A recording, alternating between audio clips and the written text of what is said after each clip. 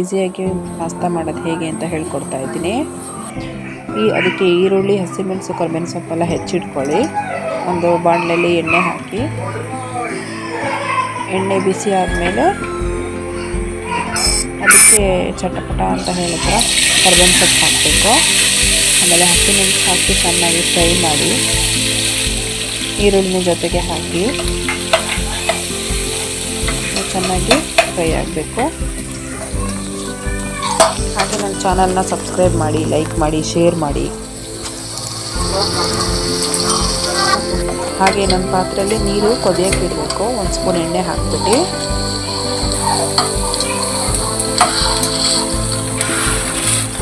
ನೀರು ಕುದೀತಾ ಇದೆ. ಈಗ ಪಾಸ್ತಾ ಹಾಕಿ ಚೆನ್ನಾಗಿ ಬೇಯಕ್ಕೆ ಬಿಡಿ. ಅದು ಎಣ್ಣೆ ಹಾಕೋದು ಯಾಕೆ ಅಂದರೆ ಉದ್ರುದ್ರಿಯಾಗಿರಲಿ ಪಾಸ್ತಾ ಅಂತ.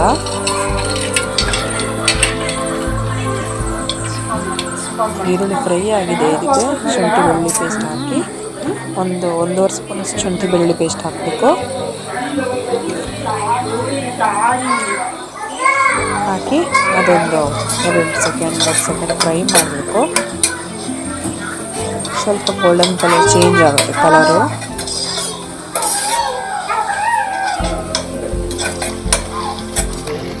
ಈಗ ಪಾಸ್ತಾ ಬೆಂದಿದೆ, ಅದನ್ನು ಬಸ್ತಿ ಒಂದು ಸೈಡಲ್ಲಿ ಇಟ್ಕೊಬೇಕು. ಈಗ ಶುಂಠಿ ಬೆಳ್ಳುಳ್ಳಿ ಪೇಸ್ಟ್ ಫ್ರೈ ಆಗಿದೆ ಪೇಸ್ಟು. ಅದಕ್ಕೆ 1-2 ಸ್ಪೂನ್ ಅಚ್ಕಾರದ ಪುಡಿ ಹಾಕಬೇಕು.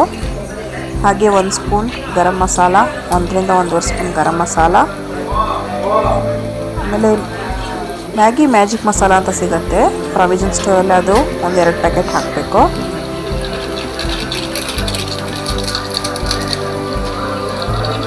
ನೋಡಿ, ಇದು ಮ್ಯಾಗಿ ಮಸಾಲ ಹಾಕಿದ್ರೇ ಟೇಸ್ಟ್ ಬೇರೆ ಥರ ಚೆನ್ನಾಗಿರುತ್ತೆ. ಹಾಗೆ 1-2.5 ಸ್ಪೂನಷ್ಟು ಸೋಯಾ ಸಾಸ್, 2.5ರಿಂದ 3 ಸ್ಪೂನ್ ಬೇಕು. ನಾವು ಜಾಸ್ತಿ ಮಾಡೋದ್ರಿಂದ, ಕ್ವಾಂಟಿಟಿ ಜಾಸ್ತಿ ಮಾಡೋದ್ರಿಂದ ಸ್ವಲ್ಪ ಜಾಸ್ತಿ ಬೇಕಾಗುತ್ತೆ ಸೋಯಾ ಸಾಸು. ಹೀಗೆಲ್ಲ ಮಸಾಲ ಮಿಕ್ಸ್ ಮಾಡ್ಕೊಳ್ಳಿ. ಈಗ ಇದಾಗಿದೆ. ಇದಕ್ಕೀಗ ನಾವು ಮ್ಯಾಕ್ರೋನಿ ಅಡಿಷನ್ ಮಾಡಬೇಕು. ಮ್ಯಾಕ್ರೋನಿ ಎಲ್ಲ ಹಾಕಿ, ನಾವು ಜಾಸ್ತಿ ಕ್ವಾಂಟಿಟಿ ಮಾಡೋದು. ಚೆನ್ನಾಗಿ ಅದನ್ನು ಲಾಸ್ಟಿಗೆ ಉಪ್ಪು ಹಾಕಬೇಕು. ರುಚಿಗೆ ತಕ್ಕಷ್ಟು ಉಪ್ಪು ನೋಡ್ಕೊಂಡು ಹಾಕ್ಕೊಳ್ಳಿ. ಹಾಕ್ಬಿಟ್ಟು ಚೆನ್ನಾಗಿ ಮಿಕ್ಸ್ ಮಾಡಬೇಕು.